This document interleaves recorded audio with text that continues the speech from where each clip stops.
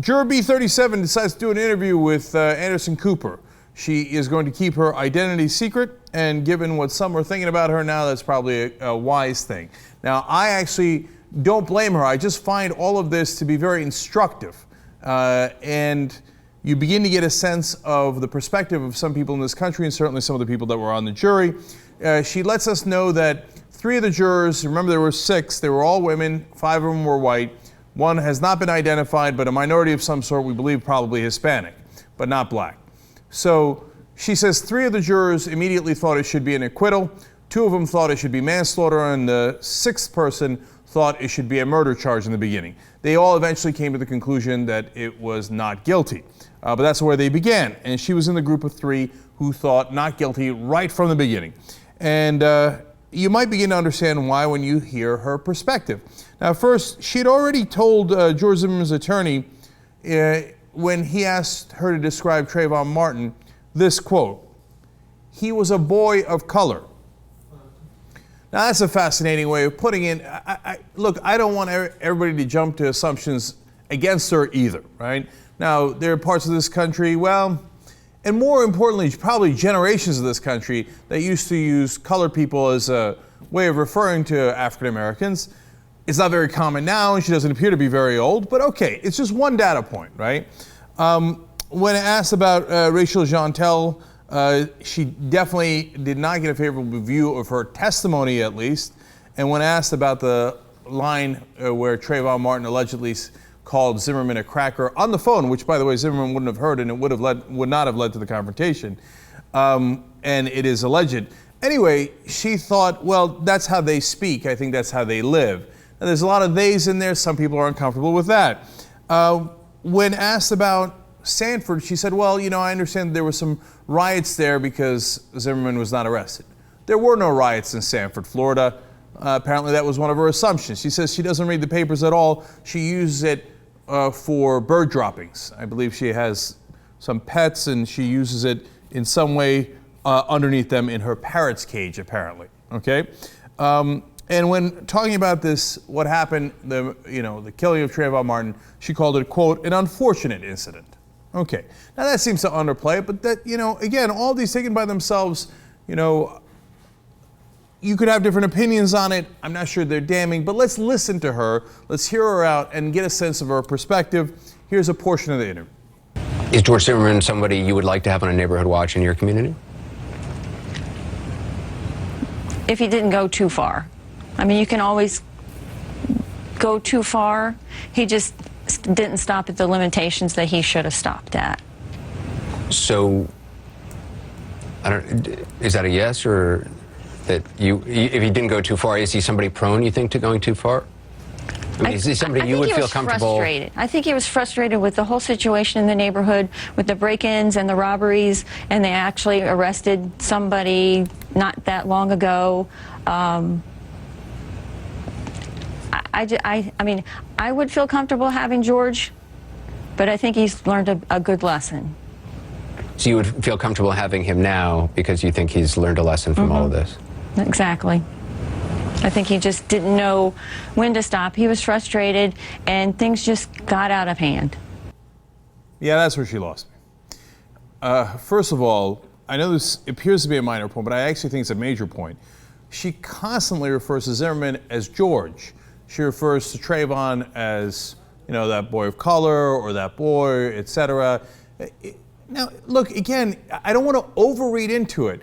And I'm not saying she's racist at all, okay? And I don't want people to jump to those conclusions. We can have a conversation about that later. But I think what's much more interesting is her perspective.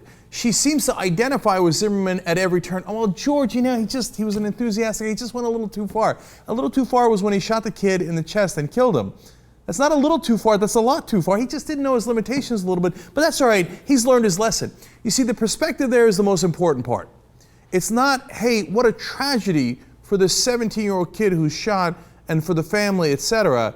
And God, is that guy responsible for it? Can I see if he's really guilty beyond a reasonable doubt for this tragic killing of this kid who hadn't done anything wrong, right? He was just walking home to his father's place in a community he belonged in, that he'd spent years in visiting his father, right? The perspective is, well, George, I guess he went a little too far, but come on, are you really going to punish him? Haven't we all gone too far? If you look at it from his perspective and you think like, oh God, golly gee, George. But it's not just George. There's a dead kid on the ground. How about that dead kid? So, and then the topping on that, of course, is when she says, well, I mean, he's learned his lesson, you know. I don't think he'll kill any more black kids. But anyway, yeah, sure, I'd have him as my neighborhood watchman. I mean, if you identified with that kid or with that family, you wouldn't begin to contemplate having him as neighborhood watchman of any neighborhood. Remember, he killed someone who lived in the neighborhood. That's a pretty bad watchman. But she's thinking, golly gee, George, you did it again. You overstepped a little bit. So now let's hear more from her and see if we can get more of her perspective. Do you think he's guilty of something? I think he's guilty of not using good judgment. When he was in the car and he called 911, he shouldn't have gotten out of that car. But the 911 operator also, when he was talking to him, kind of egged him on. I don't know if it's their policy to tell them what to do, not to get out of the car, to stay in their car. But I think he should have said, stay in your car, not, can you see where he's gone? She later went on to say that I think both were responsible for the situation.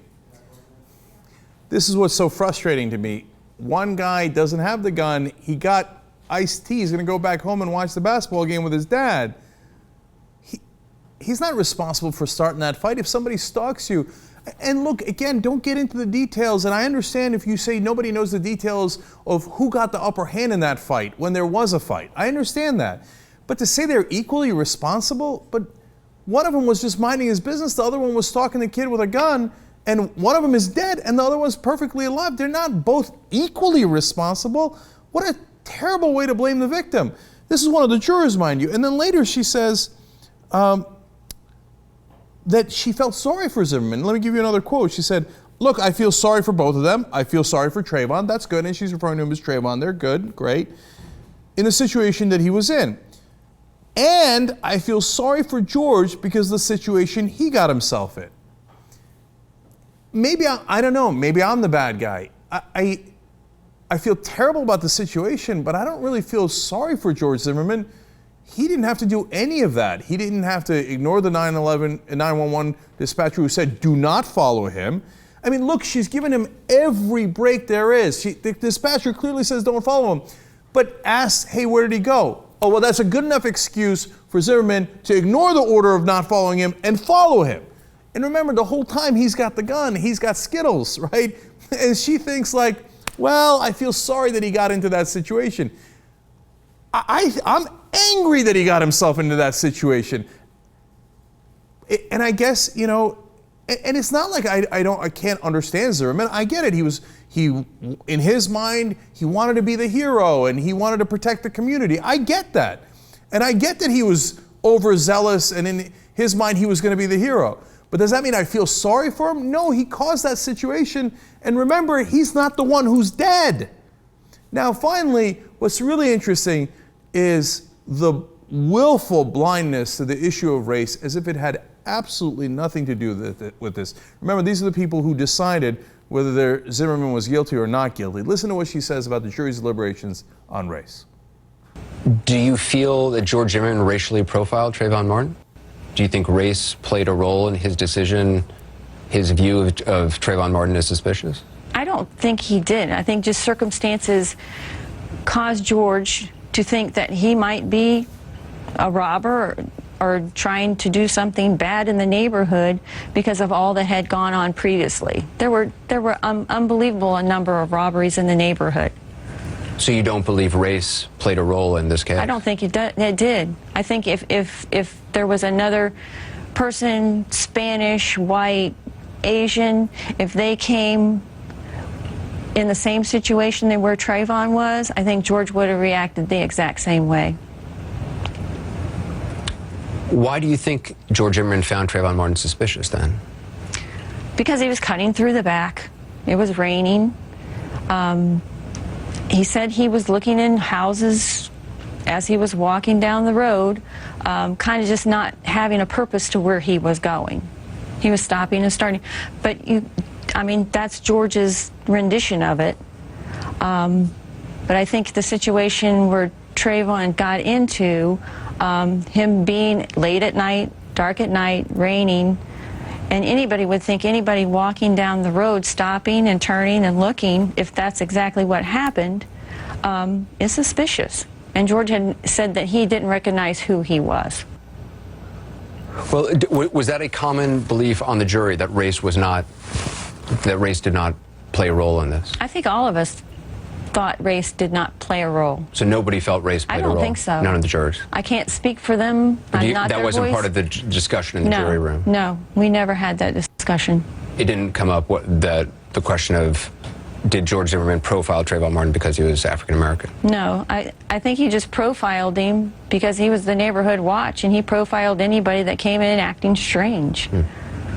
I think it was just circumstances happened that he saw Trayvon at the exact time that he thought he was suspicious. To me, the key there is acting strange, okay? Now, because do you really believe that he was acting strange if he was walking through the rain? That was one of the things she said, I think, twice. And I've heard Zimmerman defenders say that over and over, he was walking in the rain. Well, if you go out to get something in the rain, you didn't cause the rain. Walking in the rain is suspicious by itself. And, you know, and again, Zimmerman's brother mentioned this, she mentions that he was walking slowly. Well, if he was running, I guarantee you would have found it suspicious. Is there a mid-gait that you need to walk so that you're not overly suspicious for being too slow or too fast? He was looking at some of the houses they claimed, Zimmerman claims, and she acknowledges Zimmerman claims, right?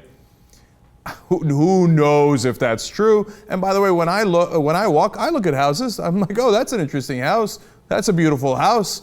Does that make me automatically suspicious? My guess is if they saw me, they wouldn't necessarily think I was suspicious. It might depend on the circumstances. And then she said he would sometimes stop and look around. Yes, because he had a weirdo stalking him. If you saw this guy constantly following you, lurking behind you, my guess is you would also stop and look behind you to see what was going on. So why was Trayvon Martin strange to all of these people? Whether it was George Zimmerman on that night or whether it's Juror B37, who just seems to accept very readily Zimmerman's account of it. The real reason they think he's quote-unquote straight, even though his father lives in the neighborhood, is because very obviously, let's put it this way, at least you have to consider his race. Do you really believe, and she says there, oh, Asian, white, it doesn't matter. Really, Zimmerman sees an Asian kid walking around in the rain and thinks, I gotta go follow this guy, he's the burglar. And Juror B37 thinks, absolutely, okay? Go hunt him down with a gun. I don't believe him. I don't believe him. I think they're being willfully blind.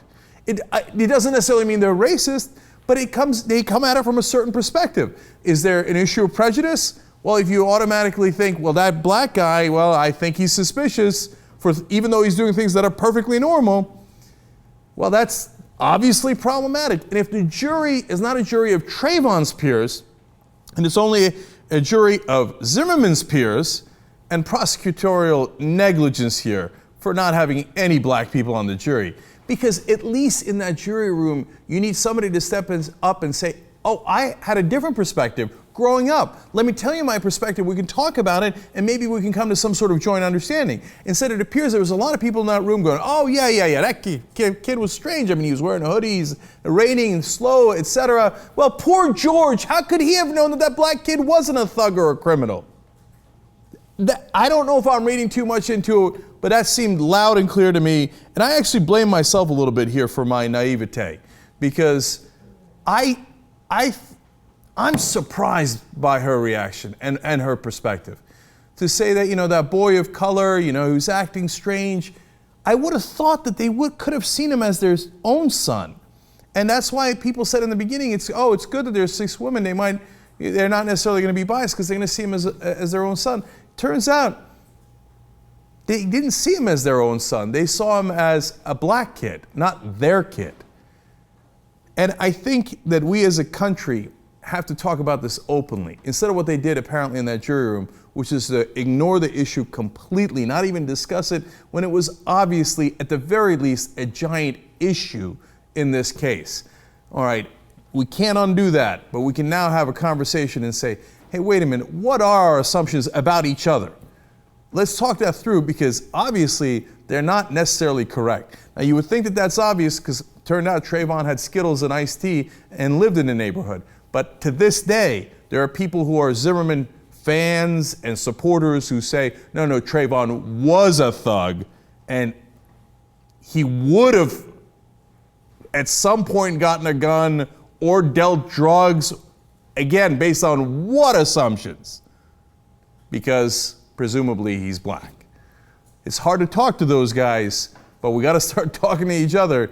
Otherwise, those assumptions are going to be set in concrete, and we're never going to get beyond them.